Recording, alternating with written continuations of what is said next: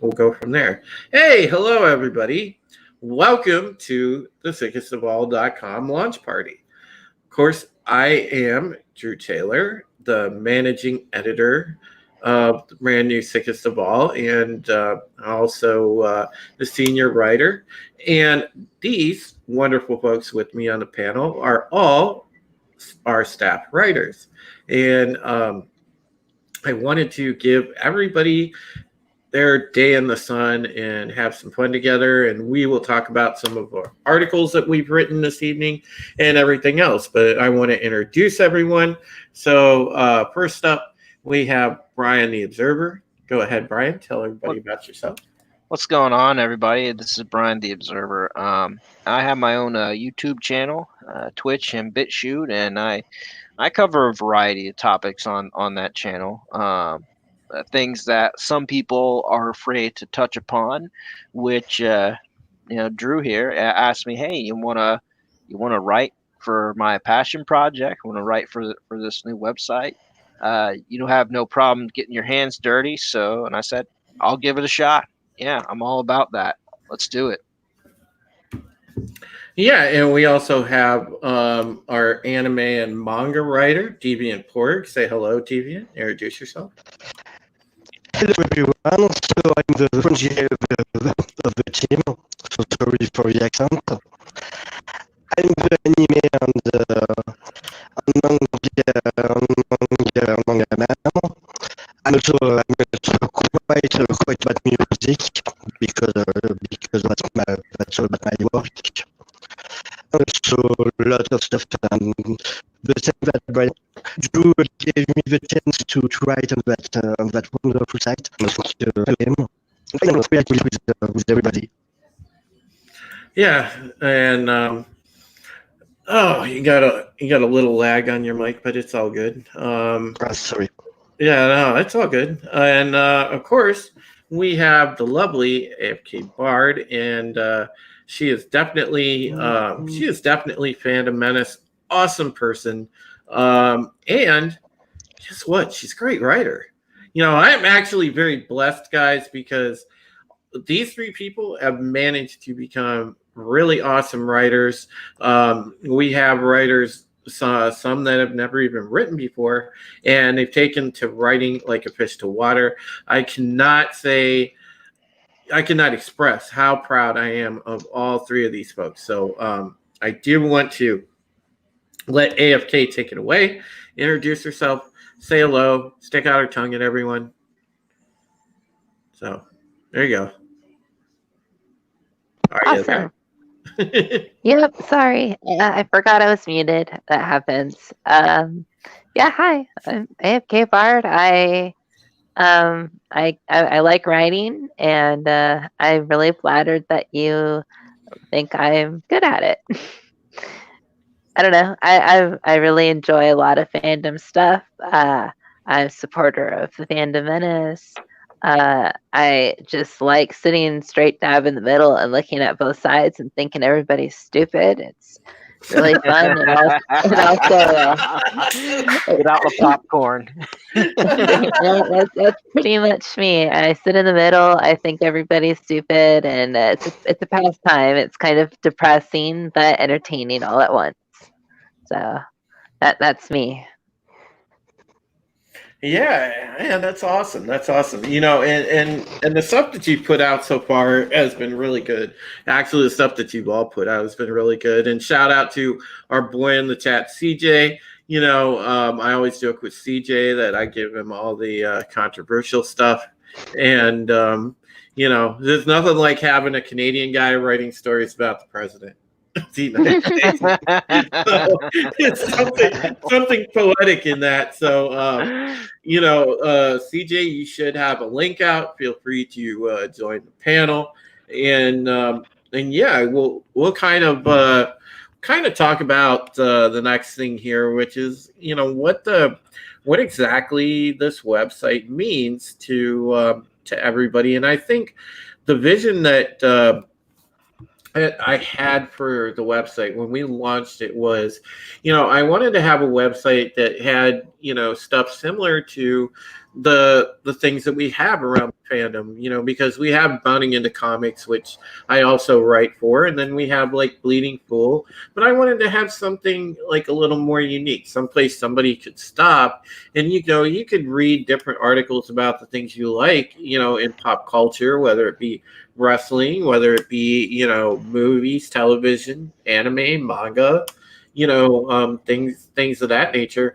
But the cool thing that we have is the blast zone, and we have stories in there that are different. You know, it's stuff that's thought provoking. You know, it makes you kind of take a pause and pay attention to the world around you, and that's why, you know, I really want to give mad props to Brian, because the last few articles that he's written in there have been pretty darn amazing. So.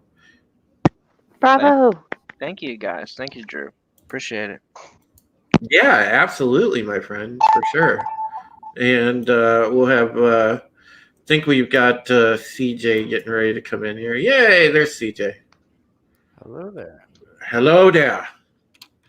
Hello Hi. All right, so I'm actually gonna go to our site and we'll pull up some stories, and we'll kind of go through and let you guys talk about some of your stories. So you know, we want to talk. First one I think we want to start off with is you know, we'll go with Brian's story on TikTok, because I've been wanting to talk about that, and the headline is great for this. You know, spying via mobile app. It's a Chinese secret.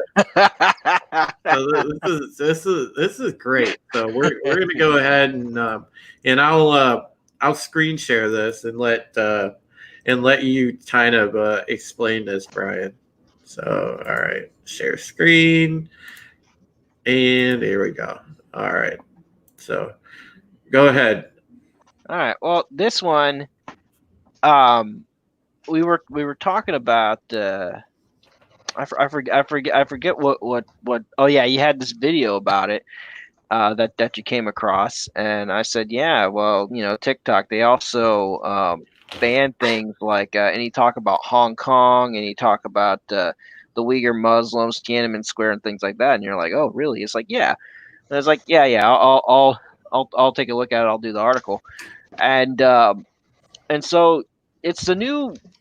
I'm not gonna say it's the new, but it's one of the hotter apps right now, especially for younger people to post like funny, goofy videos.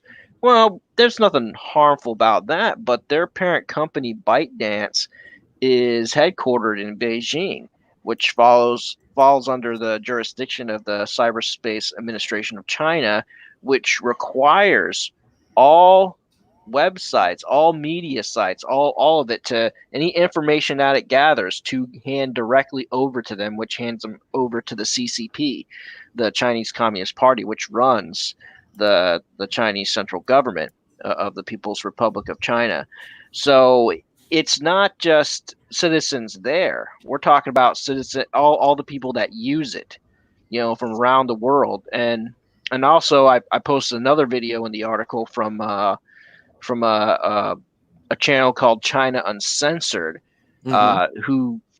whose sole purpose is to, you know, expose the Chinese Communist Party. I don't know if you ever watch any of their videos, but they're kind of humorous in their way of doing things as well. But they're serious as well. And so TikTok is something they covered. That was quite a few months ago. So I mean, I it's just one of those things where I put my feelers out there for certain types of information. It's like, oh, you hear about this? Like, yeah, I heard about it, and I actually get a chance to write about it. So yeah, I even touch upon how they banned certain videos, like they immediately shut them into private.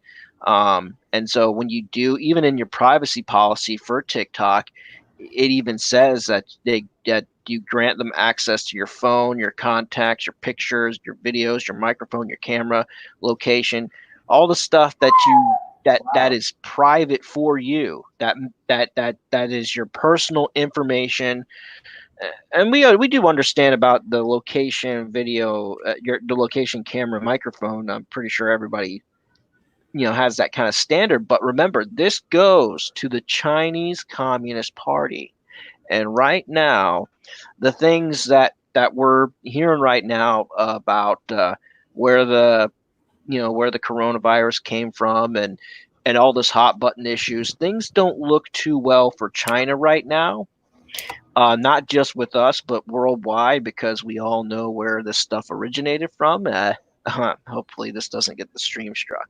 But again, and it has bipartisan support that they want to keep an eye on TikTok from both Democrat and Republican senators and House members as well. It is banned for the U.S. military, and the TSA. It is forbidden for it, and also they went ahead and they bought, what is it, Musically,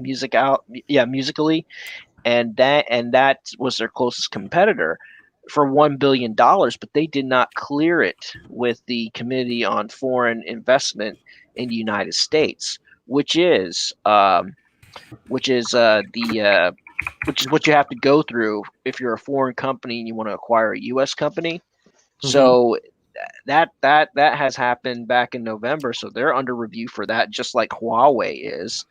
And of course, there's class action lawsuits and petitions right now. You go to change.org, there's like several petitions, not just to shut it down for privacy, but to shut it down for like this app is stupid and degenerate, like for like the wrong reasons as well as the right ones. So it's just it's just an app that it's like whenever you hear about a new trend, a new fad, a new app, or whatever it is, make sure that you follow the money. And is this going to harm you? Is this going to harm your family? Is it going to harm your finances? Do you what if you do have mobile banking through your phone? Think about that. Do you want the Chinese Communist Party to have access to your bank? Yeah, and that's a big deal, and I don't think people realize, the importance of security. You have to be really, you have to be cognizant of your security, especially in this day and age, because if you're not, you're just asking to have your data mined by a hostile foreign country. Well, here's the sad part. You could be as safe as you want to be, but your cousin who's like 14 who downloads TikTok, all of their information is going to be getting data mined, including your phone number and whatever else information that your cousin might have on you. So it's like you can be losing your information even if you don't do it, right? Yeah, I suppose because the fact, by proxy, if you're not paying attention to what other people in your house are doing, or tell them, hey, you better think twice before you use this app. It's rather harmful. They're just going to download it because TikTok's a sensation. You've got people that have gone on there and done, like, remember, like how there's Instagram stars, there's Twitch stars, there's YouTube stars. Well, now there's TikTok stars. There's social media influencers flocked over to TikTok, and people are following suit. They're fans, people like that. You've got celebrities going over there, everything else.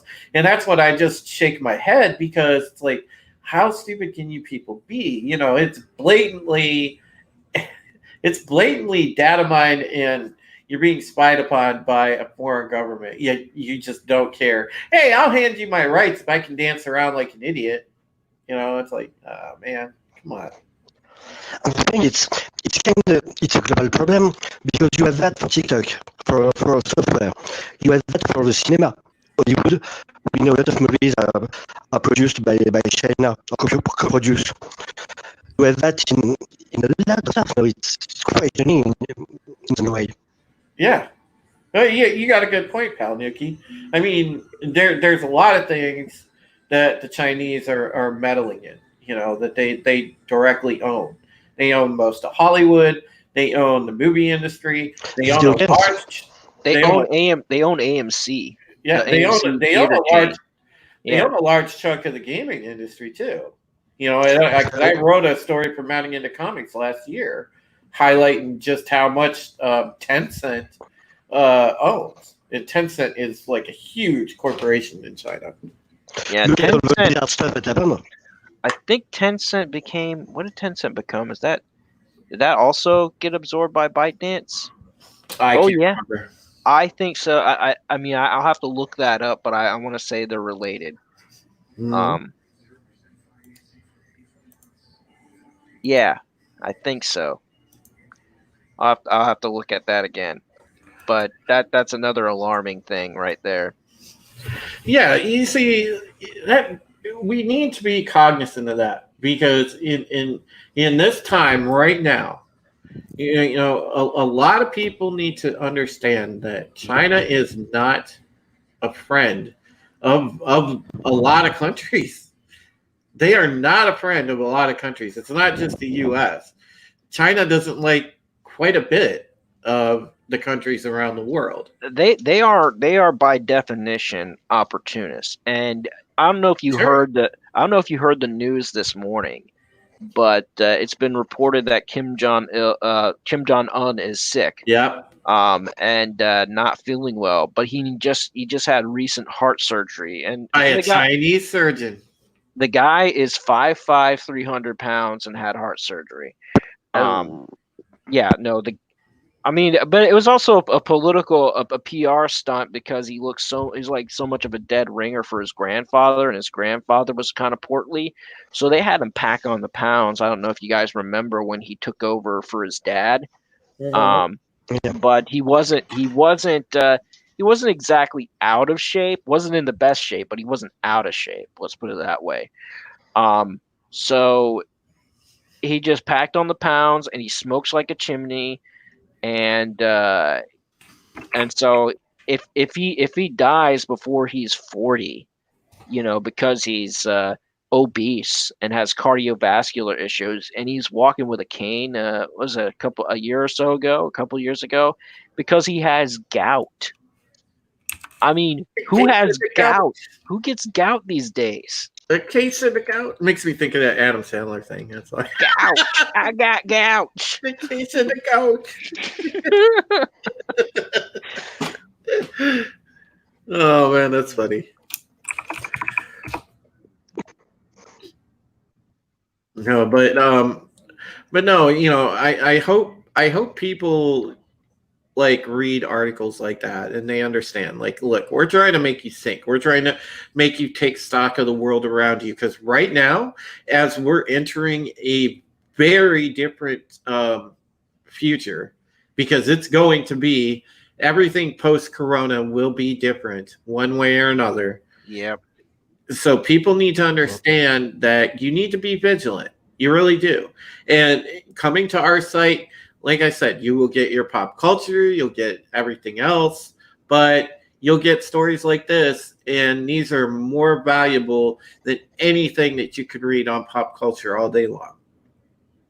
Promise you that. But the thing for me, the big problem with pop culture is that most of people who write on it were the same people who make the industry lives. And they want to be part of the industry. So of course they won't be fair when they're talking about it. Yeah. That's one of the things. So I won't be into a movie or to something. We don't have that problem. We don't care. We just people love the thing and we are playing.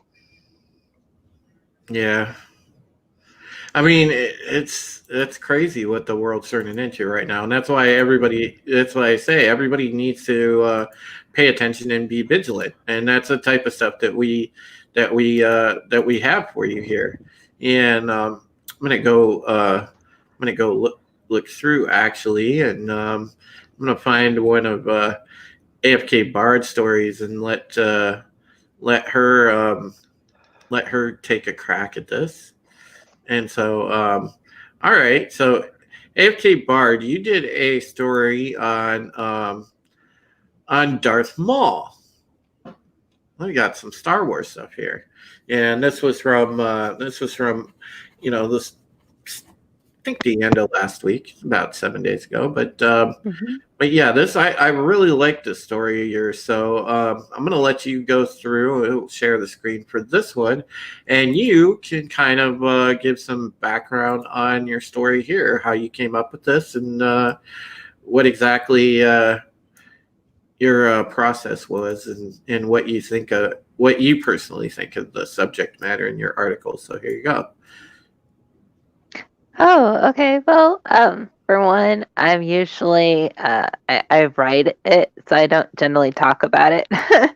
But I don't know. For this one, it's kind of like every time Darth Maul basically shows back up in Star Wars, it just kind of becomes news. It's funny. Like I haven't been like religiously watching most of the Star Wars things when they come out, but then I always hear it's like, oh, Darth Maul showed up. So apparently, well, this last season of the Clone Wars is like very important because it's the last one, and it's got like the battle of Siege of Mandalore. And and everybody's excited because Ashoka, who's the character on the show, is going to be on The Mandalorian season 2. So she's in this last season, and people are like, oh well, they're propping her up somehow. They're gonna make it so that she can transition. But now that they've got Darth Maul in there, it's kind of like got questions of, well, is he going to somehow be able to also make a jump to this show, or is he there to help her be it? Like, will he be a vehicle for doing that? And so I don't know, going off of some basically ideas that different people have come up with and like piecing together what they have on The Mandalorian and what they've done in like the Solo movie by they basically like have been sneaking in information about like Darth Maul. Like in Solo they were like, oh yeah, he's in the spice trade, and they remind you in the Clone Wars that he is in the spice trade, and I'm like, I don't know if it's just backstory that they keep bringing up the spice trade, but maybe that will bring it into the Mandalorian as well, because he's a bounty hunter and spice trade is not legal. Yada yada. I'm just rambling. Well, no, if you remember, I mean, at the end of Solo, it introduced Maul as the head of what's the name of that? The Red Dawn, I think it is. Crimson Dawn. Crimson Dawn. That's it. Yeah. So he's the head of the Crimson Dawn, and he's like a gangster now. So I mean, sure, there's a chance for Maul to be in there in the background, but I definitely think that because there's like that part in there we have about Moff Gideon possibly taking it by Bo-Katan. Now, Katie Sackhoff played Bo-Katan in Rebels and stuff like that. She's got a history with the Bo-Katan character, so it's very conceivable that you could take an actress like Katie Sackhoff, put her in Mandalorian for an appearance as Bo-Katan. Then you can have Ahsoka, which is going to be Rosario Dawson, which I think is an awesome casting choice. So you got those two. And then I think that that's plausible. Now, Maul might be in there somewhere, but I tend to think it's more likely to see Bo-Katan. Yeah, I completely forgot about that. That technically Darth Maul has the blade.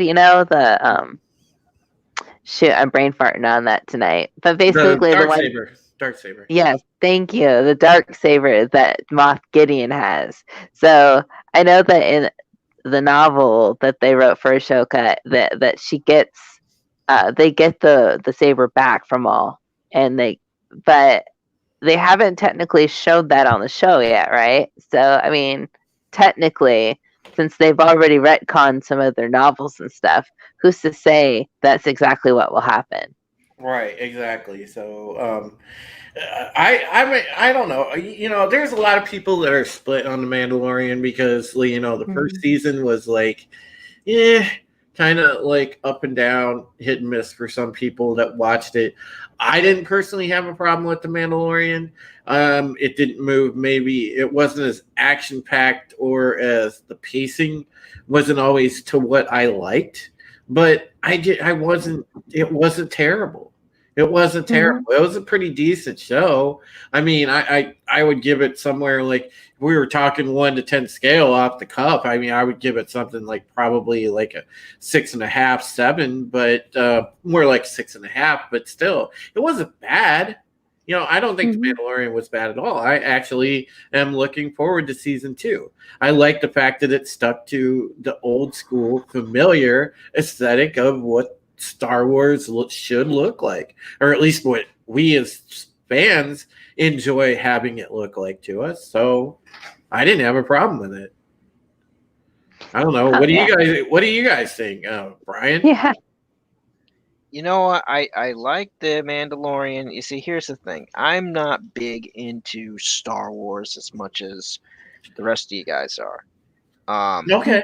Mhm. But as far as the EU is concerned, my knowledge starts and ends with Knights of the Old Republic, the video games for Xbox. Um, I didn't care for the sequel trilogy. I thought The Mandalorian was okay, but what I didn't like about it is, and I know this has nothing to do with the articles, like, oh yeah, you can't take off the helmet yet. I don't know anyone who's played the Knights of the Old Republic games. Canderous Ordo didn't have the helmet on. So, but anyways, that's Yeah, but that I but mean, they scrapped technically, it too. yeah. Technically, though, even with that, dude, because I'm a huge KOTOR head man, I liked KOTOR 1 and KOTOR 2. When he became Mandalore, that was different. Yeah, I mean, those were ancient Mandalorians, so I'm not sure, because this is what probably like the second or third generation of Mandalorians that they're on in the Um, Mandalorian. So I mean, I don't know that those rules apply. I'm sure that the rules get changed up every year. So but yeah, I mean the thing is with Darth Maul, and it's true that whenever there's mention of Darth Maul, they're all like everybody turns their heads, and that's the thing is like it's a shame he only lasted you know the Phantom Menace, but Mhm. it's like he just looks badass. He's got the double bladed saber. It's the first time we were introduced to the double bladed saber. right. And so it's just like Darth Maul is badass, and we would like to see that again. Yeah. It I doesn't would. matter what form we see it in; we want to see that again. It would be really exciting if we got Darth Maul to appear in Mandalorian. I don't know. It might be just the fan in me, but I mean, it'd be really cool if they literally brought like the trio, back in some way of like Bo-Katan and Darth Maul and And Ashoka and my dog. well, I don't know, CJ. What do you think? Because your Star Wars stuff. So go ahead. Well, I'm a big fan of anything that expands the original 6 movies. I think that's why I didn't really like the sequel trilogy as much as the standalones. I I'm more of a fan of like expanding on lore. So that's why I've been really watching the Clone Wars lately and enjoying that. And I liked Rogue One. I liked The Mandalorian.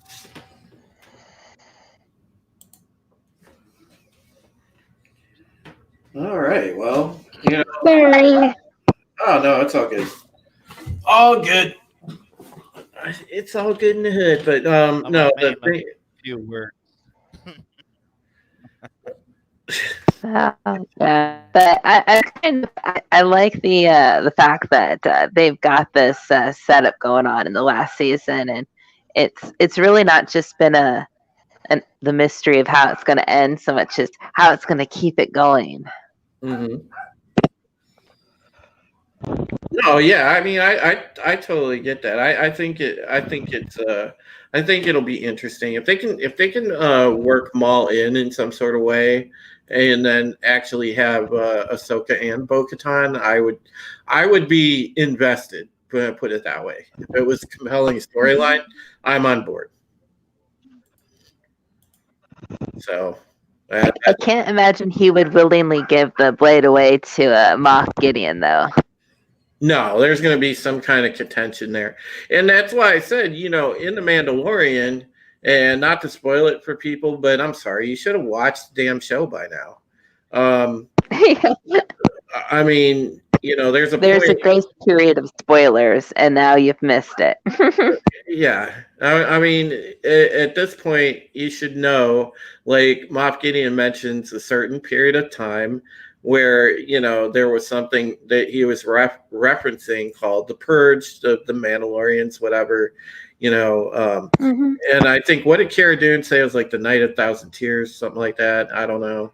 Somebody mentioned the Night of a Thousand Tears, but it had something to do with the Purge and the Mandalorian. So I'm guessing that the Empire and the Mandalorians tangled, Mandalorians lost, took heavy losses, and at that point, I think we're going to see where he got the Darksaber essentially from Bo-Katan or somebody else. I'm hoping it's Bo-Katan. I really want to see live action Bo-Katan.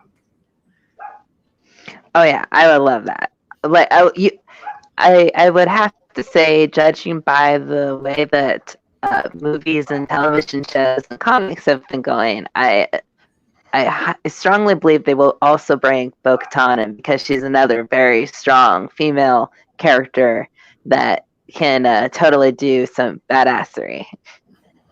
Oh God, yeah. Well, I mean, any excuse for me to see Katie Sackhoff, I'm on board.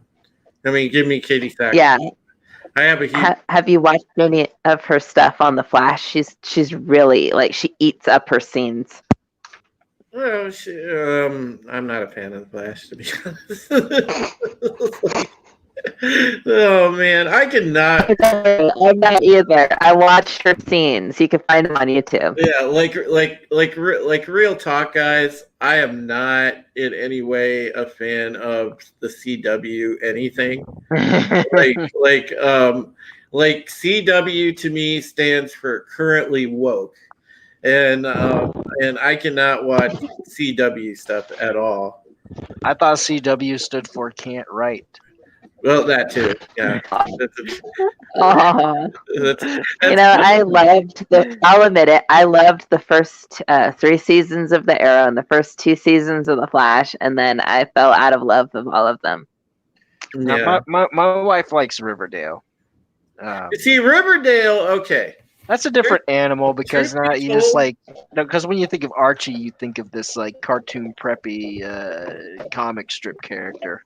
Truth be told, I can handle Riverdale because women are hot, and and it's semi all right. But I don't know. That would be like the only thing. Yeah, that would be like. I watched the first season on twice the speed. Yeah, that would be like literally the only thing on CW I could do. Okay, Supernatural talks. Okay, I see what you're saying. That too. I mean, there are some exceptions, but those are probably the only two.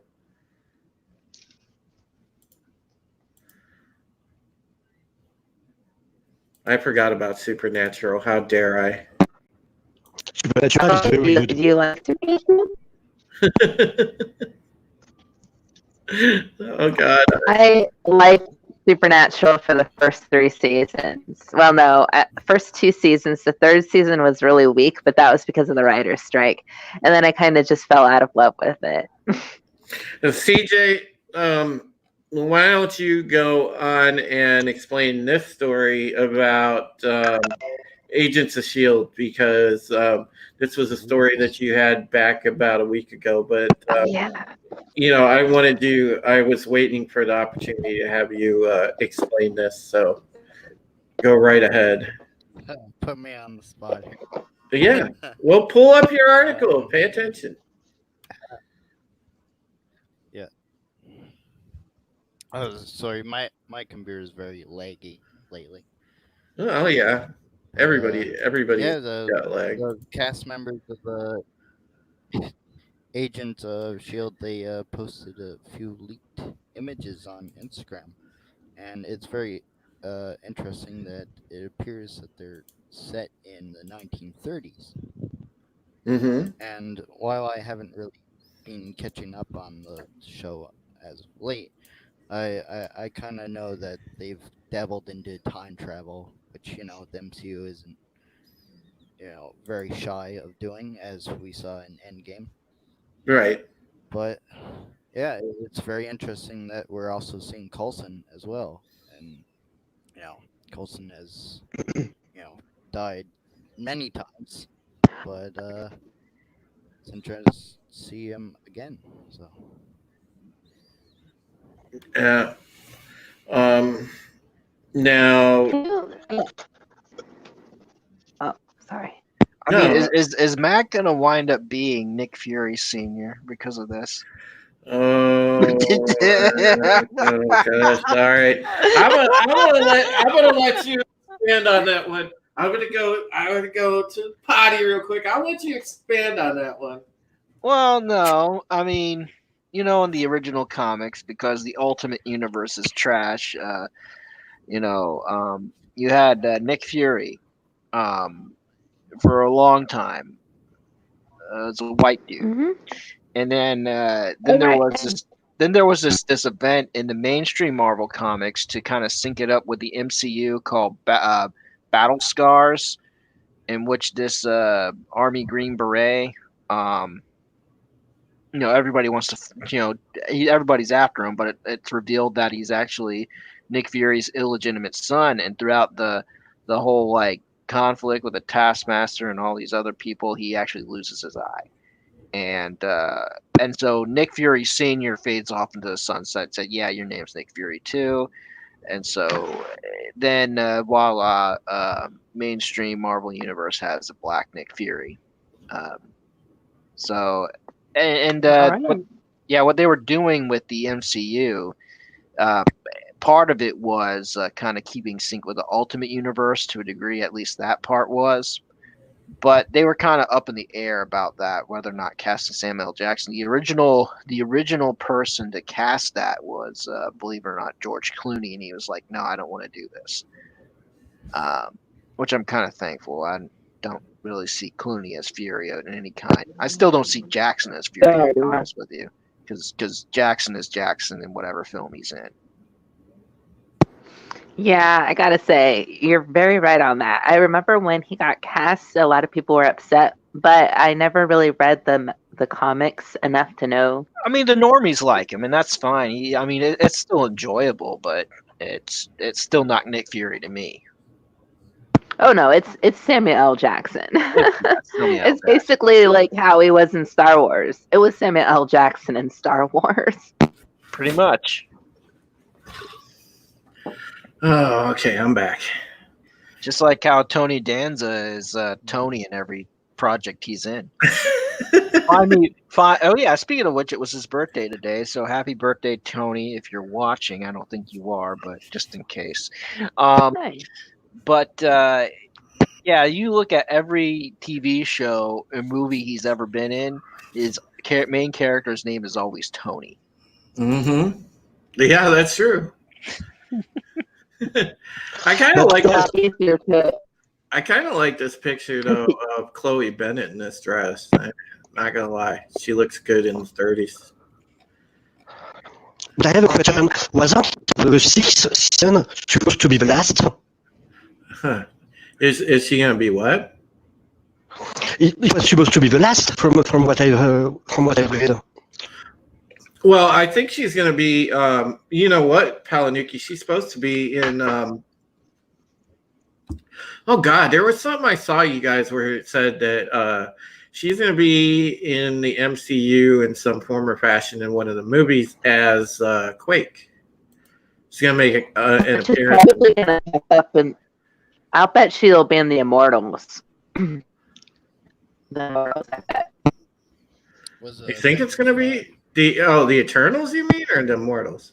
That's what I meant. Sorry, the Eternals. Yeah, because it's supposed to be a whole bunch of young ones.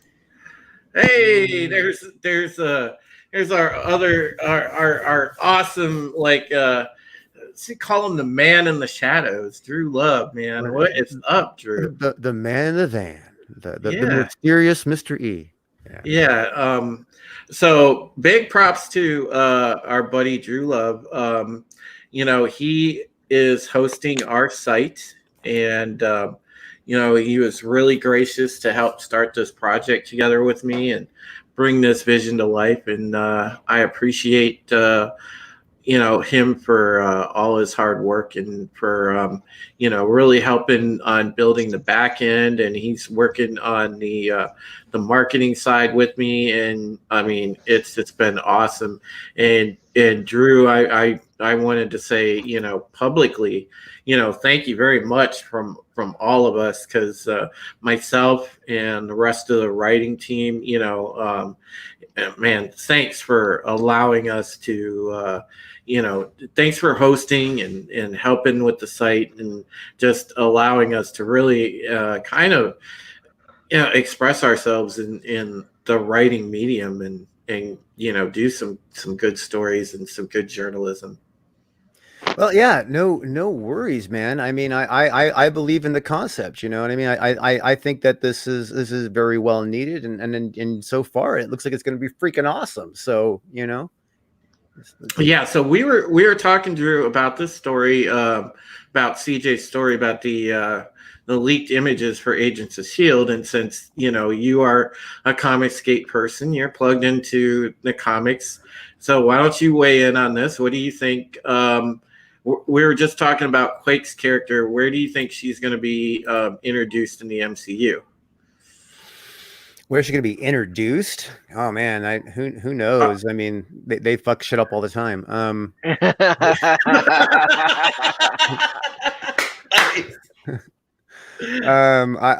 don't. From this picture, it looks like it's going to be 1935, 1936, roughly.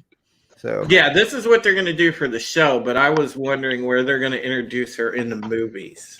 Hey, is it? Well, I don't think they're gonna. I don't think they're gonna cross over the this shows and the movies. Yeah.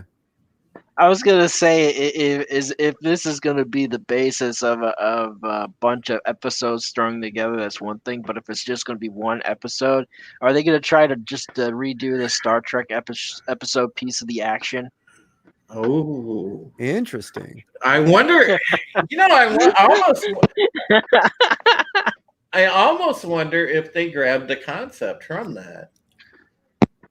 Classic episode. Actually, it looks like they kind of it looks kind of like they it has the feel of like what the was it Legends of Tomorrow or whatever that was, that show. How they were time jumping all the time.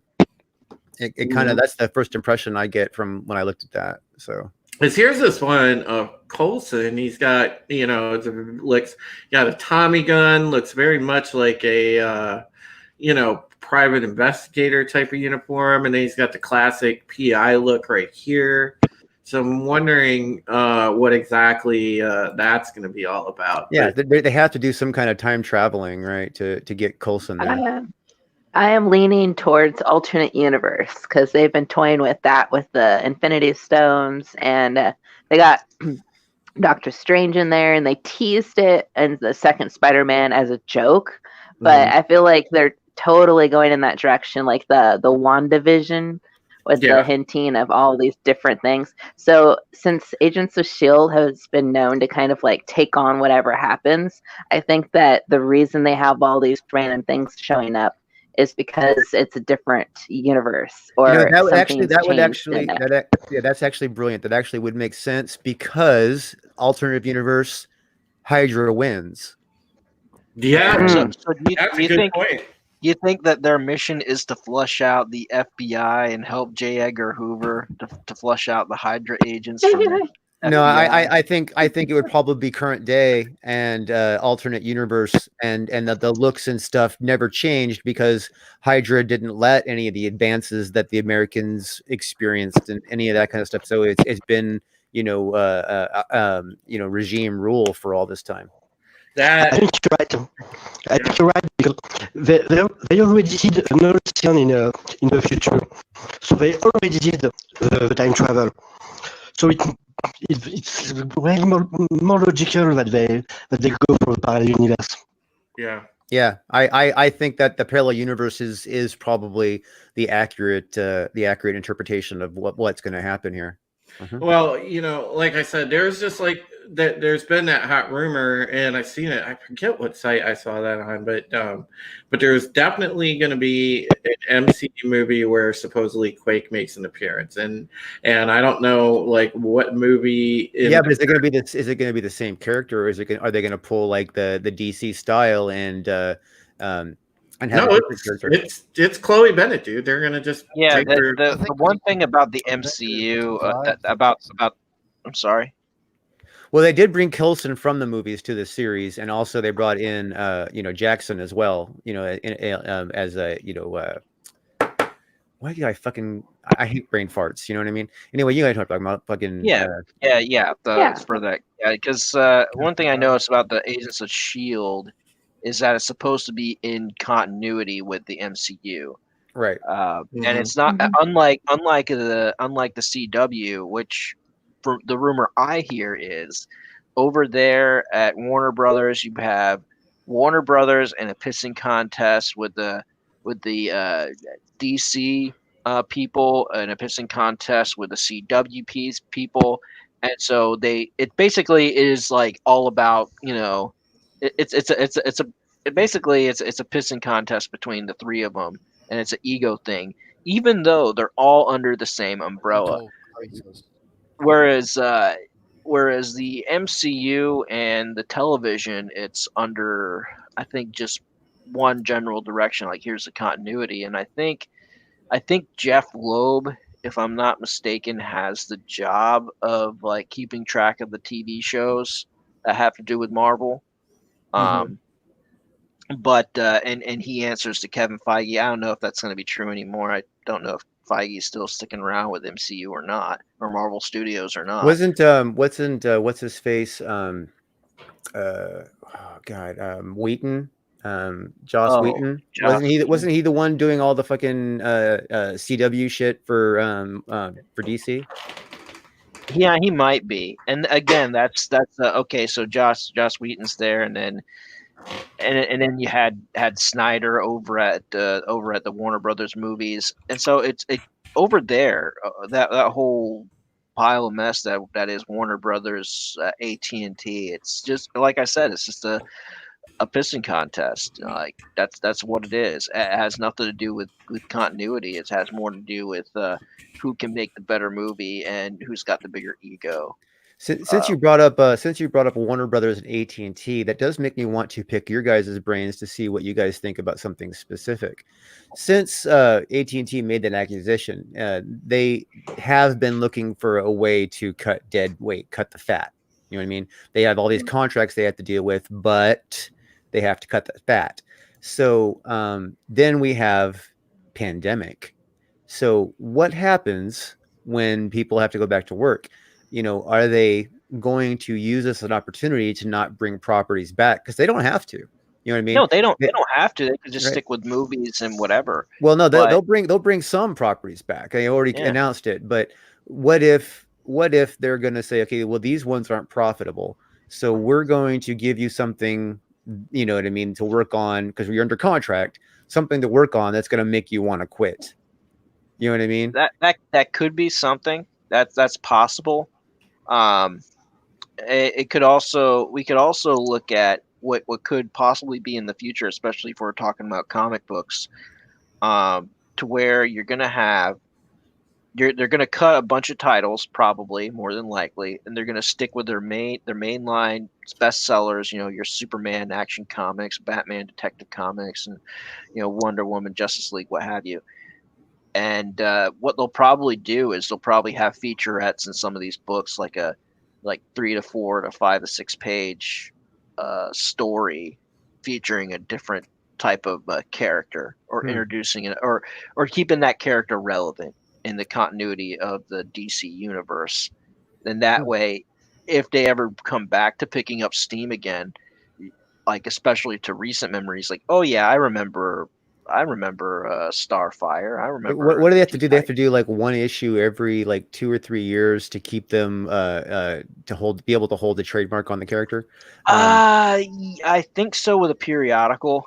Yeah. I'll have to go back and look, but it might have more to do with keeping that universe. But keep in mind, DC, a good 50% of the DC characters are public domain because they've been acquired through Orphan Works, and back in the day, DC or National Comics or whatever it was, Detective Right. Comics went after everybody and anybody that had a character that even slightly resembled Superman, which is how they got which is how they got Fawcett and how they got Shazam.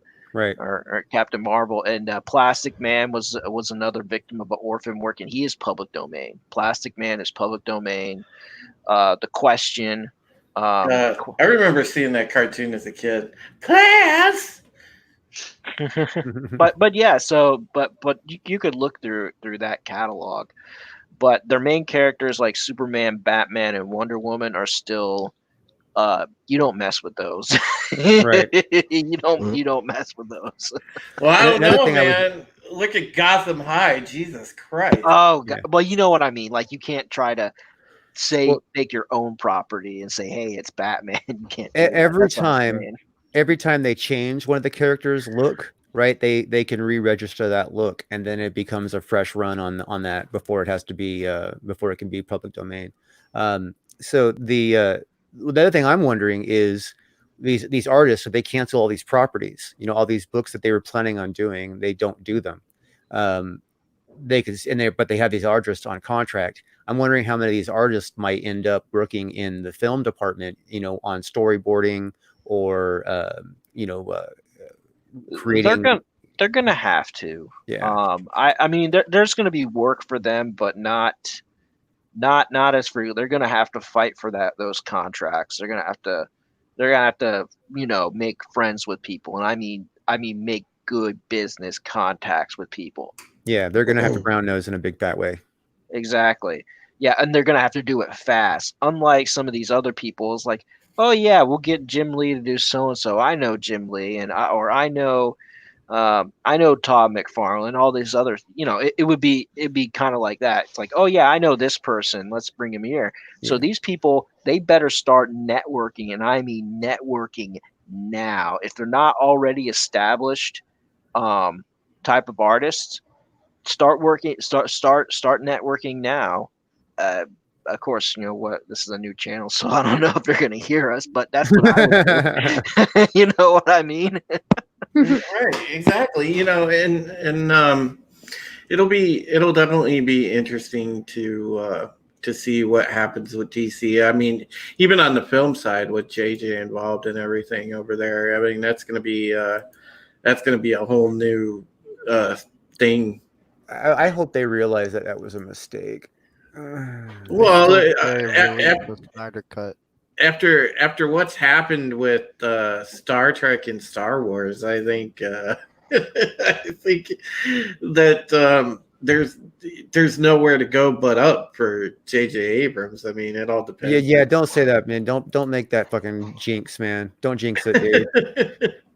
Well, I don't think he could get any worse. It's already ruined my Star Wars. It's already ruined my Star Trek. If he ruins my Superman, I'm gonna cry. I'm sorry. I feel like Superman's already been ruined. Superman has to, have his trip with like witty quips and stuff now. That's Joss Whedon's way. See, Superman could still wake up from a dream, and that could have all been bullshit. Yeah. Oh goodness. You guys all sigh. I'm like, I like Superman. No, hey, look, I like Superman too. I don't want to just. I don't want to see him wrecked. I really don't. Yeah. I'll be completely honest. Well, I mean, just be glad you're not reading any of the comics. No, I've never read a Superman comic, but I certainly liked him in Lois and Clark: The Adventures. Yeah, that was good. That was good. I want to say this because there's no way that you would catch me dead right now reading anything Marvel or DC. I just can't do it. And now I do want to again give. How are you going to be dead in reading something? That's what I want to know. You know what I mean. Um, But I wouldn't read Marvel or DC right now. We'll leave it at that. But the thing is like what I will read is something awesome like Captain Love, Sweet. which my boy Drew worked on and put a lot of hard work in. He and his artist that he had that did the cover and everything else, man, just a great book. And we're gonna that's gonna be our first independent spotlight. We're gonna do an article spotlighting Captain Love and Drew's book first. I appreciate that, but there's a lot of other books that can get the website a lot more attention by spotlighting them. If you want me to point you guys to some that would be beneficial. Oh, absolutely. Traffic, yeah. Like our buddy Brian and Six Gun Gorilla. Yeah, well, Brian would be good, but I would still say hit way up. Start off like even Antonio Bryce is higher. He would get you more attention because he would retweet the shit out of it, like really retweet the shit out of it. He's got a lot of people that he already retweets links. He's got a lot of people that follow him for that. Mm-hmm. EBS would fucking highlight it on his show in a heartbeat. Raging Golden Eagle would his got that manga crossover. All these books will get, because they have a huge fan base, will get you a lot of attention fast. Now I'm not saying don't do Captain Love. I'm just saying that other books should deserve first place for the sake of the website, if nothing else. You know what I mean? Oh. Yes, but it's near and dear to our hearts. I mean, Captain Love, it's like, you are launching with us, so it's only right. So yeah, well, I can be patient for the sake of the site. You know what I mean? The success of the site is more important than my personal ego. So, but just slightly more. but the thing is I am glad that we started this YouTube channel for our brand, because what I'm planning on doing is every Monday or Tuesday we'll have to still talk amongst ourselves internally and settle on a night and time, but we'll go ahead and do one of these streams where we cover our different stories of the week, and we'll have the writers on to discuss what we've written and some of the articles that we've covered. So yeah, we will definitely be doing that in the future. So expect all you guys that are out there in the chat and watching, expect this to be a thing. This is going to be our weekly thing.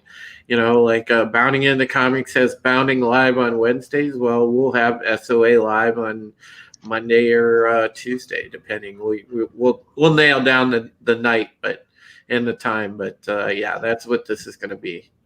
And this is going to be awesome. I mean, for anybody who watches this later, who's watching it now, the coolest shit is going to be on this website, and it's going to make noise when people start hearing it. They're going to be like, "Holy fuck, what is this?" And it's going to start rocking waves. People are going to be like using it as a reference tool. It's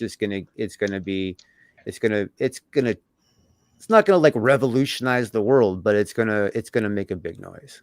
So. Yeah, well, and like I said, I'm really proud of all these folks here, and shout out to the people that couldn't make it. Shout out to our new writer Mia. Shout out to E.H. Knight, who unfortunately, due to her actual professional, she writes books for a living. She's got a new project she's working on, so she had to kind of drop out from contributing. But big thanks to her for her contributions along the way. And tonight, because she is she's under the weather, but she's working on a really good story for us too, and we've got a lot of awesome stuff going on. these guys are killing it. Palanuki's killing it. AFK Bard's killing it. CJ's killing it, and so is Brian. And I couldn't be more proud of these guys. And they've taken a lot of the pressure off me so far, because I've had a lot to do bouncing in between the writing I do at the other place and writing for us. So, it's really awesome, because these guys have really taken to writing. Yeah. And it's real important for everybody watching, when you read one of these articles, make sure you share that shit on Twitter and Facebook, because it helps out a lot. It really does, guys. True. When you guys read these articles, it does help. If you just click the share button on the bottom, you can share it right directly to your Twitter or to Facebook or something. Yeah. And we will soon have a face group. Facebook A face group. I wonder Yeah. what that platform is. Let's make note to selves: invent face group.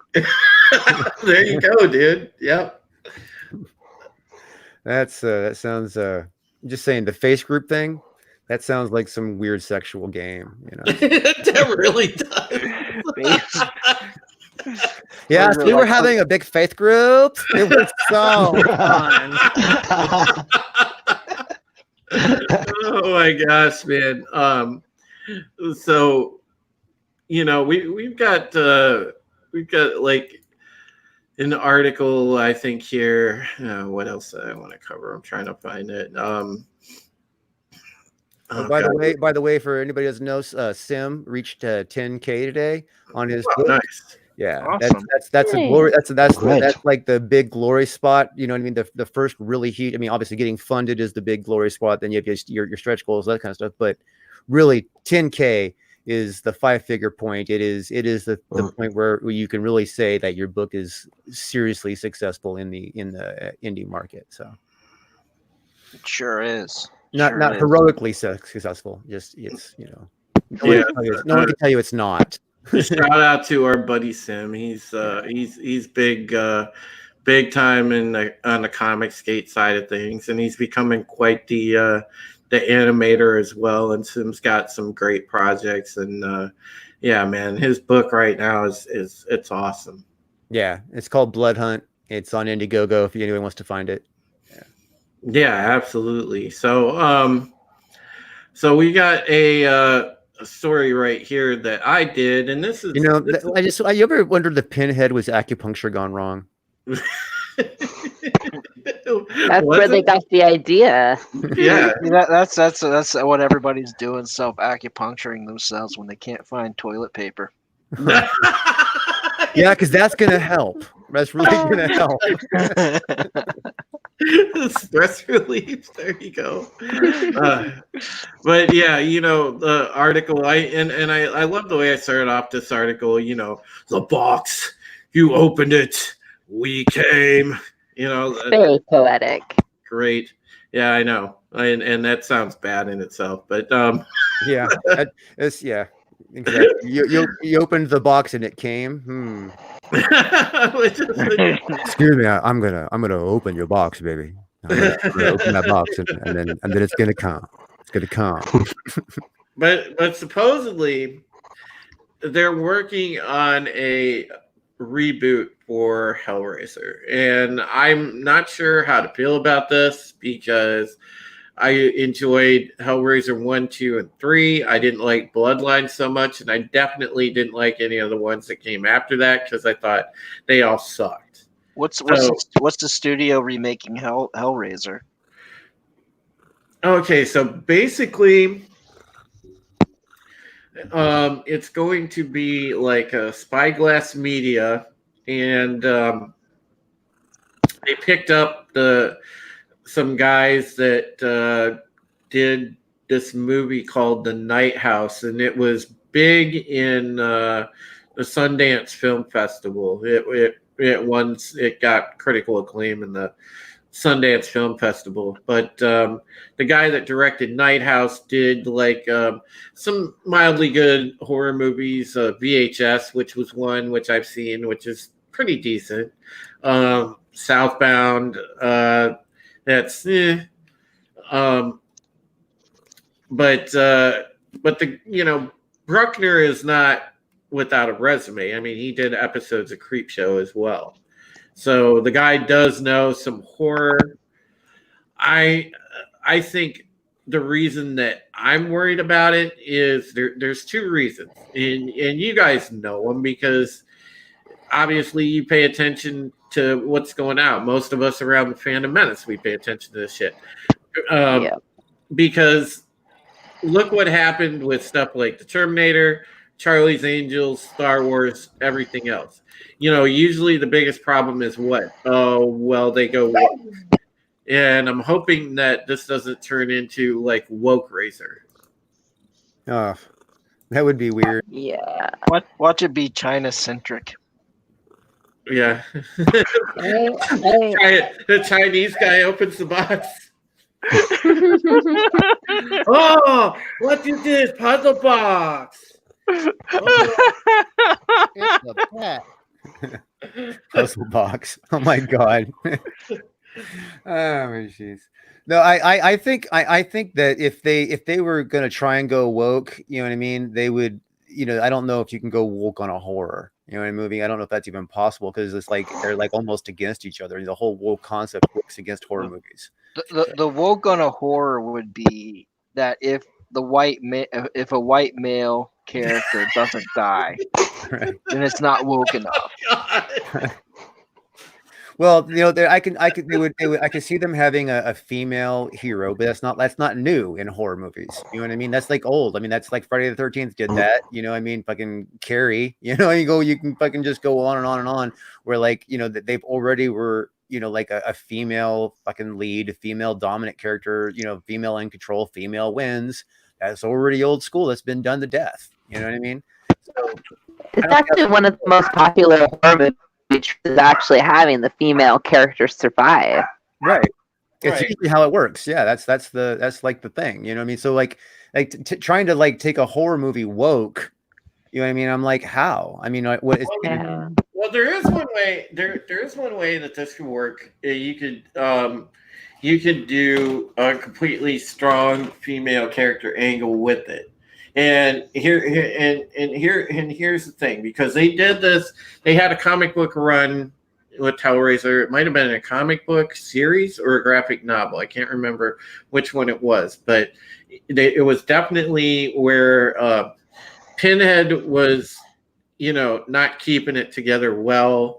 Apparently he was dying, whatever, which I didn't know Pinhead could die. But anyways, he wound up coming to Kirsty Cotton, and she agreed to give up her soul and take his place. And she became the new Pinhead. Now, they could possibly go that route, you know, depending who they cast as Kirsty Cotton. Yeah, but a female Pinhead wouldn't be woke. That would she would have to be a female Pinhead who likes fucking soy lattes and is lesbian. It could be his sister shaming him during all the movie. Right? Now, would it be a female Pinhead or trans Pinhead? No. But see, again, we're talking about these fucking freaks already. A trans Pinhead wouldn't even fucking be enough. I'm just saying. Yeah. Because it's like, you know what I mean? It's like, you know, that would just be like adding. They would just be actually making fun of trans. So that's probably like, you know, less woke. Actually, yeah, that's then God, the trans people come out of the woodwork. They would be like, no, they'd be protesting. It's like no. You really can't top what they did with Safe Space and what Snowflake. That's probably going to be the most offensive you can get. Oh no, trust me, they can top that, and they will. They do both. I don't know, man. I don't know what's worse, New Warriors or Gotham High. Don't ask for it. Never ask for it. I can't wait until they do a crossover between the two different comic series. Oh, God, no. Hey, what are you doing? No. You know, every once in a while, DC and Marvel come together for a really epic comic crossover, and I think Oh, it's the perfect way for them both to make super awesome amounts of money is if they have those new series crossover. Oh, there's an idea. There's an idea. Warriors meet Gotham Pitch it to them to just have them drive the death nail in them both. And just say, hey, let's do a 2020 version of Marvel versus DC. But no, let's do New Warriors versus Gotham High, or Yes! or New Oh, Warriors God. versus Teen Batman Titans or versus something like Batman. that. Oh my God, you guys, that's a nightmare. Now I feel like I am in hell. Thank you. Yeah. But We could have Cuck Superman versus experimental Wolverine and Cyclops. Oh, no. Oh no, that I mean I see that crap. I was like, no, I am not. It's like you guys have gone off your rocker. Yeah, Oh. they're gonna have it. They're gonna have a characters that are like borderline porn names. So it's gonna be like Super Cuck. You know? I mean, that's like bi-curious Clops is what he's called, I guess. Oh God, Biclops. Biclops. There we go. There we go. But you gotta say it Biclops. Biclops. No idea. TH. You know. Oh my gosh. Oh wow. So yeah, I'm just saying. I think the Kirsty Cotton's Pinhead could legitimately work. It would be an interesting switch. It would be. It wouldn't stray too far outside of the lore, and you could come with a whole new like cast of Cenobites if you wanted to at that point. So yeah, I mean, it actually would be it would actually add to the movie because the sexy factor makes horror not just more interesting, but just a little bit more twisted. Because both men, but let's say because both men and women are turned on by boobies. Right? Oh yeah. You know what I mean? So like you have her in like really like revealing tops, you know, with pasties or you know whatever, maybe like triple fucking clamps, fucking pinching that stuff. So it looks like she's in extreme pain and like it's like biting with like into her flesh or whatever, you know, like over the top. You know what I mean? And then that's like gonna arouse people, but people don't want to be aroused during a horror because they know that the arousal comes with the antithesis of fucking in your head. You know what I mean? Yeah.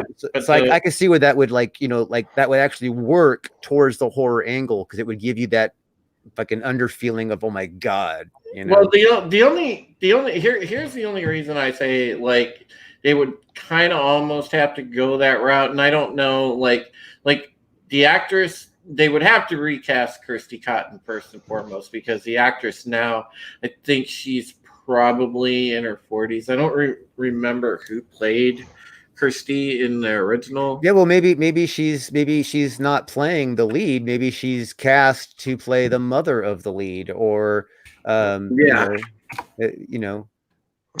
lesbian love interest of the lead. Yeah, it was Ashley Lawrence that played her, and apparently. Oh wow, God, she's still smoking hot. But yeah, I can see her more as we can hear the wood from here, man. Damn. I can see her more as like you suggested, like the mother figure and whatnot. But as far as Doug Bradley, I mean, yeah, that would be like a good way to kind of send, I guess, Doug Bradley out, or at least have him do the voice for a new male Pinhead for the time being, and then you transition and bring the new Pinhead in. What if they turn her into Pinhead? What, Ashley Lawrence, Kirsty Cotton? Well, yeah, I mean that would work, but I mean you would want actually, like I said, I was thinking along the lines of like, well, maybe she spends some time in the gym and fucking get some plastic surgery, and you know, I mean, Pinhead's fucking got a shitload of makeup on. Yeah, that's true, but You I know know, you I know you know for real. It's not as arousing. I would probably venture to say they would go for a younger actress that's maybe in her mid-20s, 30s for the It would really come down to who's making it. Yeah, I mean it depends on if they want to have Pinhead have the same face as the person from before, because that will fuck with people. Yeah. But then again, we're also already starting to assume that they're going to make Pinhead female. So, Yeah, but the thing is it's hard to do Doug Bradley again because he's like a senior citizen. correct. B, the guy just I think he doesn't at this point really want to do many movies. That's probably true. But there is also a third possibility, is that they could just license his face use and digitally input that on afterwards, and no one would know the difference. You got a good point. They got that stuff. True. Yeah. They've got that stuff now where they can do that very easily digitally, but Yeah. yeah, I mean, it remains to be seen. I'm intrigued by it, but I kind of hope that they keep the same formula from before and that they honor the I mean, they did that exact thing in Star Wars, so. I mean, that's why like Halloween was good. Mm-hmm. The newer Halloween, because they stuck to the formula. They didn't stray from the formula.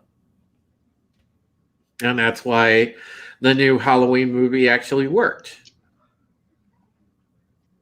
Well, So, I think it worked because it had a really devoted fan base.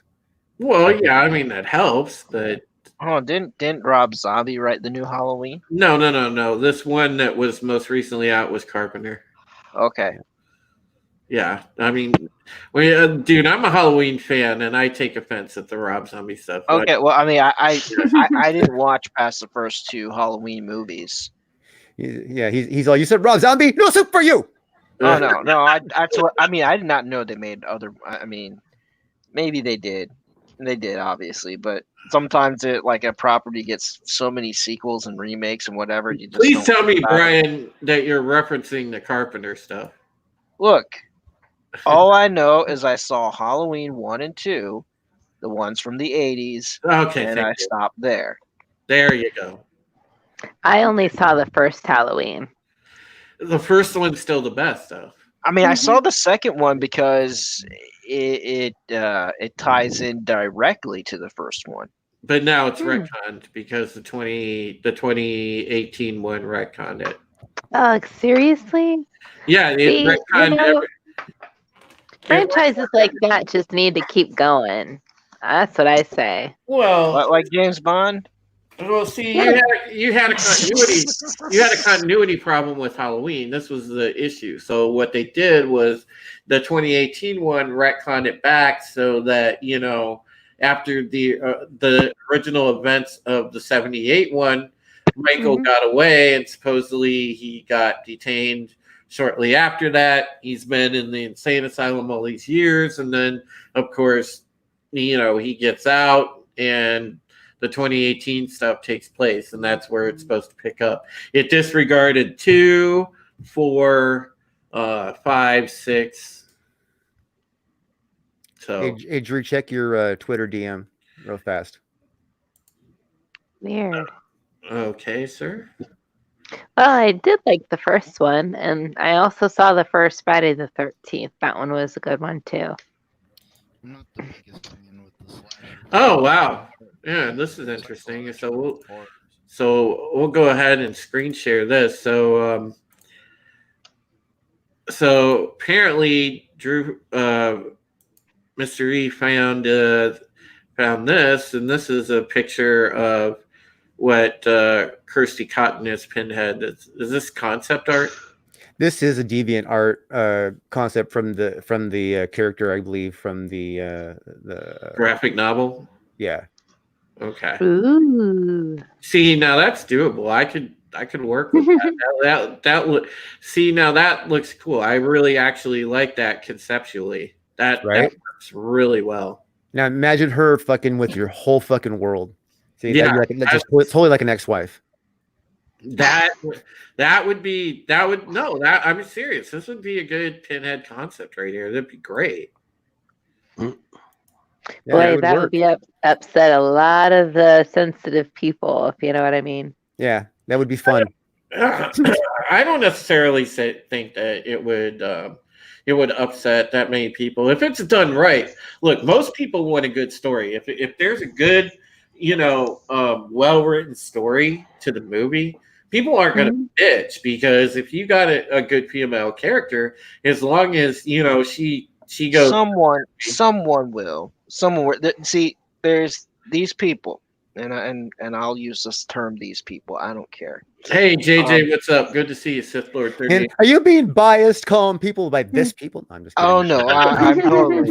There's this. See, they're not. They're not the typical viewers. They're fans or customers. No. They will nitpick and find something to outrage about, and then they'll explode it. They'll say, well, it's the same thing with the whole Captain Marvel thing. Oh yeah, you don't like female characters, superheroes, and it's like, wait a minute, here's a whole list of female characters and black characters, superheroes, from a catalog, from an established catalog, Yeah, and then they just dismiss it. From the late 60s and early 70s, it's been going on like regular. I mean, to act like it never happened. To try and force it into places where it isn't is not trying to be, diverse. It's trying to fucking, rewrite. Yeah, and so they get the like for instance, like let's go to say like Iceman, and they made him gay, and so the first two issues sold. Then he'd be Iceman. So I mean, the first issue was sold well because of the novelty factor, and then it just tapered off after that. And so now they say limited runs, so they don't tell you whether something's going to be limited run. Doesn't sell well. Oh, it's a limited run. No, your book's been canceled. Sorry, buddy. And it's the same with some of the movies and everything else like that. Oh my god, there's so many jokes. I'm sorry, I'm flooded. What was it? Charlie's Angels, and then Ghostbusters 2016, and a few others ones, and they get upset because of the attendance. Well, first you say, well, men should not go see this film, and then when men don't see the film and the box office tanks, they get upset. It's like, well, it's like, why didn't you take your girlfriend? It's like, well, because your girlfriend ain't interested in Ghostbusters anything. Your girlfriend ain't interested in Charlie's Angels anything. So it ain't gonna make that much money. I'm sorry. It just, it's a property that was marketed towards adolescent young men, and then you kind of scraped it for the nostalgia factor, and it just didn't work out. So unless Pinhead, if you want to make a female Pinhead, unless she's got the huge boobs like right there from that Deviant Art picture, I don't think men are gonna go see that movie. Yeah, no, if they made her like flat chested and like totally like totally like feminazi, and she had like a deep growl, like hey, yeah, and kept coughing and hacking shit up. Yeah, that. She's got the COVID. Yeah, the gay Iceman thing though, that leaves so many fucking jokes open. I mean, that I could like have like a complete like television series just fucking running with those fucking ripping jokes on gay Iceman. no, just going off of regular gay tropes that is like not even like stereotypical, but it's stereotypical. You know what I mean? Well, they could double date. Well, just think about the jokes. Like he's at the pickup bar, right? It's the gay bar. Maybe it's called the Ice Box. So he's here and everybody's dancing at the Ice Box, and he looks at the guy next to him. He's like, your drink looks like it's getting warm. Can I help you? Let me help you cool off your drink. Do you want to build a snowman? There would be so much like outrage over that. Oh my god, it would still be worth doing just because of that, though. Oh god, yeah, there'd be so much outrage over that, though. It'd be funny to kick back with some popcorn and watch the comments. Oh man, I'm like totally like already spinning wheels for a YouTube comedy thing, and I'm just wondering if I could do it without getting in trouble from Marvel. Do you want ice cream, baby? Oh God! Instead of calling him Iceman, maybe I could call him Nice Man. You know what I mean? Oh yeah, I don't know if you are subscribed to Yellow Flash, but apparently Yes, of course. Iceman is not a nice man. No, that's who he is now. Oh gosh, you guys. Hey, it's like reverse woking, you know? It's like, well, they made him the 1990s stereotypical gay, which is, you know, I don't see them like that anymore. I mean, well, fuck what they're thinking. This is a funny idea. well, I mean, I work. It might be. It's like no, because I work in the events industry, and I do a lot of stuff in theaters and stuff. So I come across those of all different types of sexual persuasion, and the '90s stereotypical gay is not your typical gay these days. Yeah, I'm aware of that. I live in California, and there's a part of town called the Tower District, which is basically like the gay side of San Francisco. You know what I mean? So yeah, I understand like what you know how homosexuals act and not act, and there's the truth of the matter is there is no way to just define a homosexual. No, there's not. They do fall into a degree, like a spectrum of stereotypes. But you know, you could have the most like normal appearance, like, you know, dorky dude, and he's gay. You know what I mean? Mhm. And it's like, you know, because nowadays it's just not a big deal. You know what I mean? no, it's No, so, it's not. it's so normal It's now. funny. It's a big deal that it's not a big deal. So like they want it to be a big deal again. It's like, no, I became flaming because it was a problem. It made me original. Yeah. You know, and Yeah. I have a gay friend that I work with, and I know he was gay for a while, but when I found out that, gee whiz, Brian, your gaydar must be broken.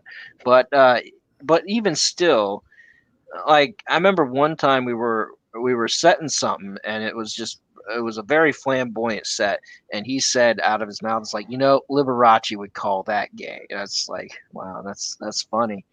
But it's I want to say that it's not just that community. It's like almost every community. People have become they become unoriginal. They become they become there's no individuality. Basically, they become what the media tells them to become. Well, Yeah. yeah, Yeah, that's there's a there's like a behaviorism that helps people it's like, okay, it's like wearing a sign, you know what I mean? Like a lesbian cutting her hair like a guy, wearing flannel, you know what I mean, trying to be a lumberjack, trying to be all masculine. It's like, okay, so a woman that like really works hard to look masculine is likely a butch, you know what I Yeah, mean? yeah, So, and not all of them are like that too. But they're no, like but that because society has told them, it's like, well, if you're gonna be lesbian, you got to act more manly than the men or something like that.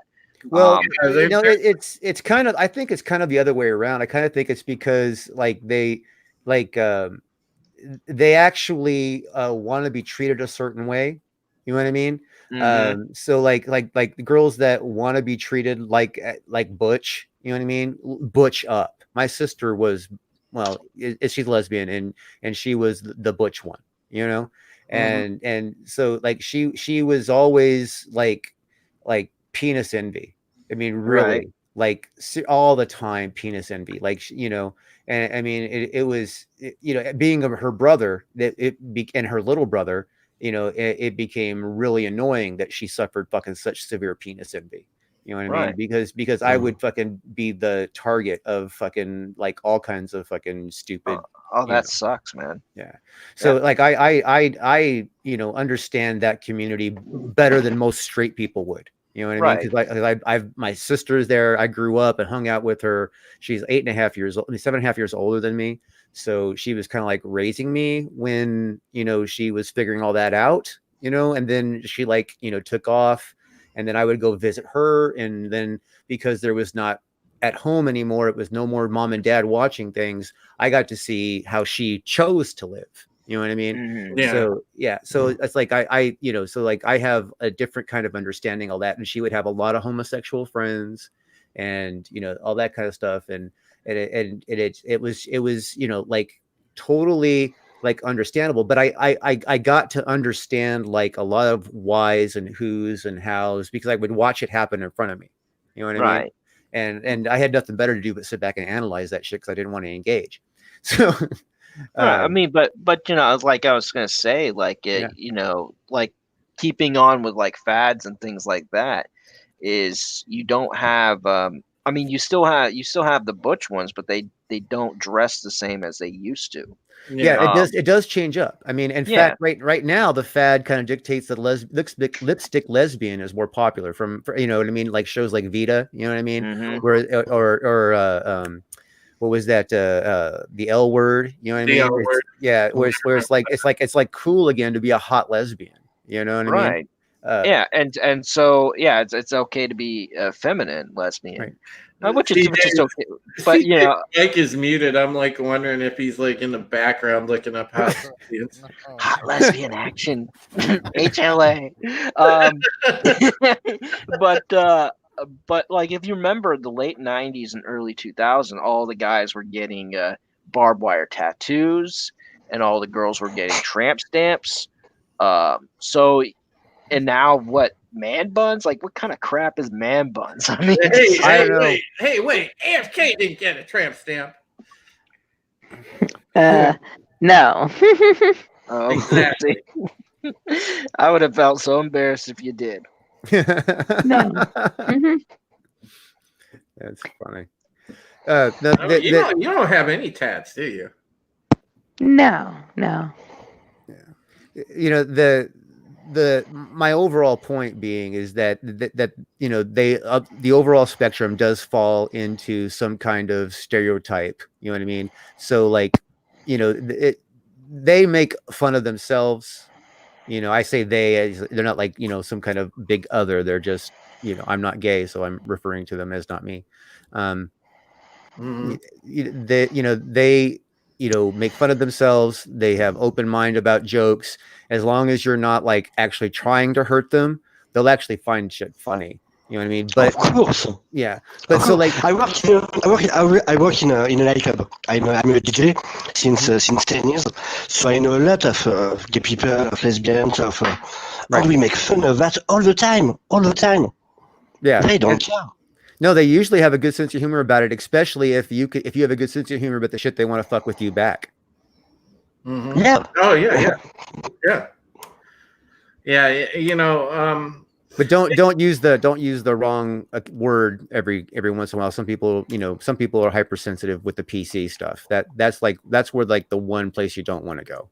yeah. It's like the thing with the thing right now. Like a lot of it is, you know, that I noticed is like with a lot of gay people, because you know I have a pretty decent amount of friends that I know in the gay community, and you know most of the ones I know are as sick of the SJW type stuff as straight people. You know they hate it. They're like what the fuck, man. You know we're just cool, and we don't, you know, we don't project our shit on anybody. What the hell is going on with this garbage? I don't know. Let's switch this to lighthearted. So like one time I gave a joke present to one of my sister's gay male friends. He was actually a cool dude. His name was Steve. He's a real cool dude. But I gave him a joke gift, and it was KY jelly, flavored ranch flavored KY jelly, and he was all like ranch flavored KY jelly. Oh yeah, for when you toss the salad.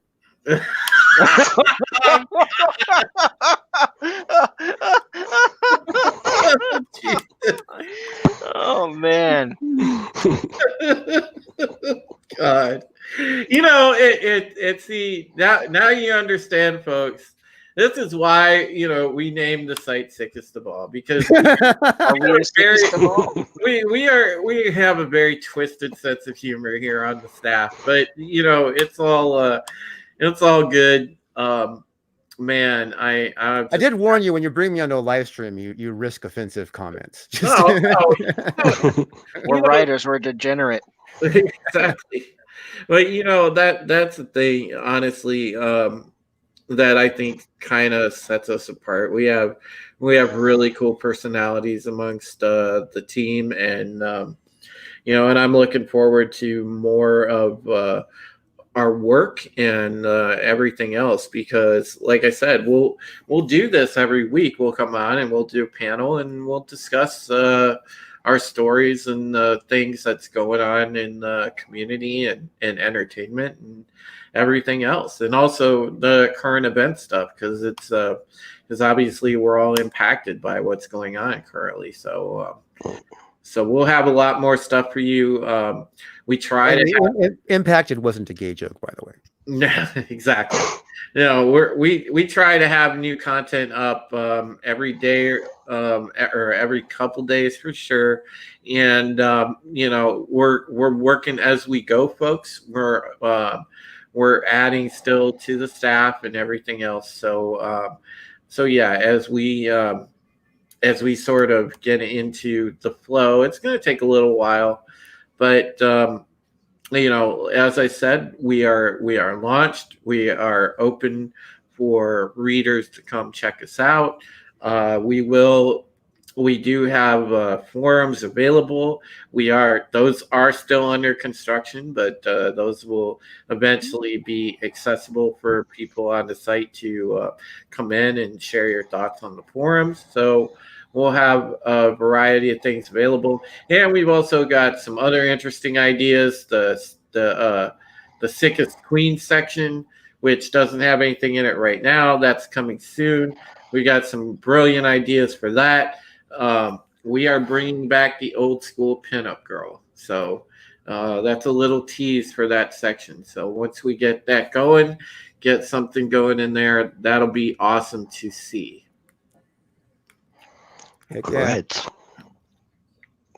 So anybody, we'll go down the panel real quick, because I think we're going to get close to wrapping up here. We've gone for over an hour and a half. That's good. Yeah, I gotta. Yeah, as soon as I leave here, I gotta jump over to Sim's. Okay. Celebration. So yeah. Well, we'll go ahead and start wrapping up. So we'll go around the panel. Brian, the Observer, do you have a channel or anything you want to plug? Oh yes. My YouTube channel is you go to youtube.com/Brian the Observer. I have a channel. I talk about things about media, pop culture, and some of the more stuff that you're not exactly allowed to talk about, or is frowned upon. It's like, oh no, you just got to stick to the comics. You got to stick to the Star Wars. Like, no. I'll talk about whatever. I'm going to talk about the CVID and the Chi-Coms and just all different types of things, secret societies, you name it. So catch me over there. I name it because I know one that you probably don't talk about, or I hope you don't talk about. Oh, what? Pedos. No. I might talk about. I would leave it alone for the sake of YouTube. Yeah. That'll be exclusive from my BitChute channel, I guess. At one point, though, no. All right, I derailed everything. I'm sorry. No, I do want to say at one point, though, we are going to have to do a story, and I think it's important that we do a story. We are going to do a story, and whether Brian writes it or a couple of us collab, we're going to get into this new phenomenon with maps. And that's not a phenomenon. That's degeneracy and evil. And we're going to at least shine a little bit of a light on that, because it's something very important, and it's something actually pretty sinister, and we're talking evil in real life, folks. So that kind of shit is what journalism's supposed to exist for. So yeah. And we are going to write a story on that, because it's important that we address that. So that'll be coming in the future. We'll have an article about that, and again, you guys could come here and check out some good thought-provoking stories as well as your pop culture stuff that you guys all like so much. So, all right. As well as thought provoking. Yeah. Oh God. Yeah. It's thought elevating. Yeah, make sure. By the way, Deviant Porg has a story up about that. Make sure that you guys check out that article because he just did an article about Invader V, the Twitch streamer, and The greatest woman of the week. yes, exactly. So, Pay me or get out. I hate her. yeah. I spend the day watching video of her and I hate her. Yeah, yeah. He did not have a good time writing that story. Oh no. So, all right, CJ, go ahead. Plug your Well, channel I with am that. CJH. I hail from Canada. You can find me on my channel, the CJH. You can also find me on Facebook in a group, Star Wars group called Star Wars Fans Unleashed. We have over 15K members, so you definitely check that out. All right, and we will go down to Drew Love, Mr. E. Go ahead, plug everything. Everything. I'll keep it limited to what's relevant. Because there's everything's too much, that. So I have a YouTube channel that is 2 live streams a week for sure. Mondays and Tuesdays, so Monday nights at 8:15 Eastern, we do Horror Talk, where we discuss different elements of different horror genres, mostly movies, but we also engage in horror comics, talk about other horror things as well. But mostly it's movies, and it's not always like super gory horror. Sometimes it's children horror. I know that sounds weird, but today we were talking about yesterday. Today's Tuesday, right? So it was yesterday we were talking. We actually were doing monster mashes. So come check out Horror Talk. It is a little something for everybody in there, and we got a lot going on and bringing some new stuff, and that streams both on YouTube and Facebook for anybody that is too lazy to tune in on YouTube, and that is at the Drew Love, on YouTube. So YouTube/the Drew Love, or if you wanted to search my name, I doubt you'll find it. So again, YouTube/the Drew Love, and then on Tuesdays we do indie comics interviews at 8 o'clock, and just so you guys know, that's the place to go if you want to learn about independent comics that are revolutionary and kick ass. And sometimes Drew joins us. So. Yeah. So we'll definitely, like I said, I'm going to work out the time for this stream so that I can do more horror talks.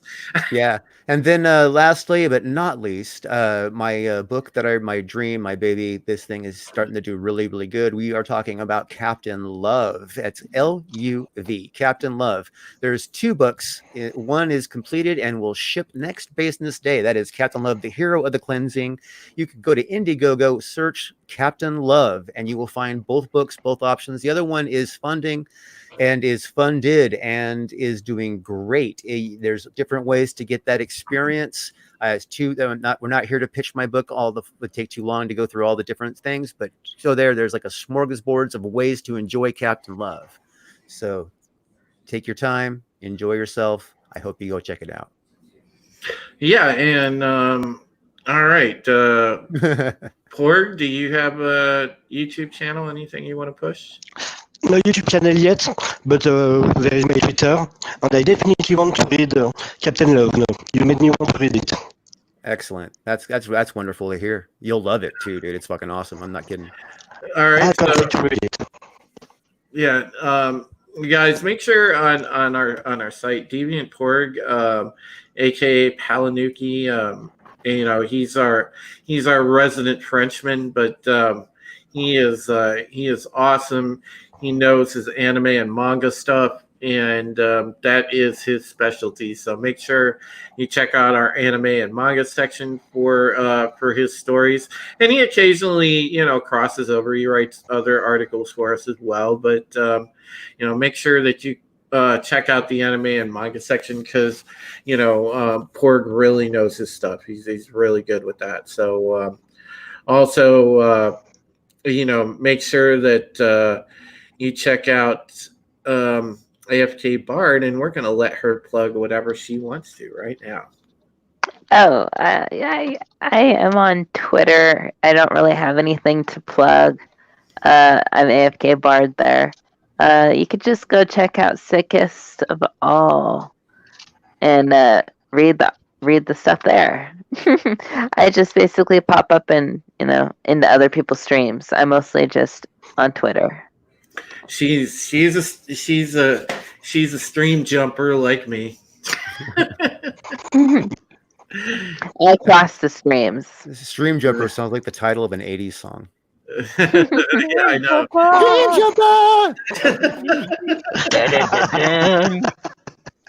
Oh my gosh, man! Oh, these twisted. Blasted through the impossible highway. These Stream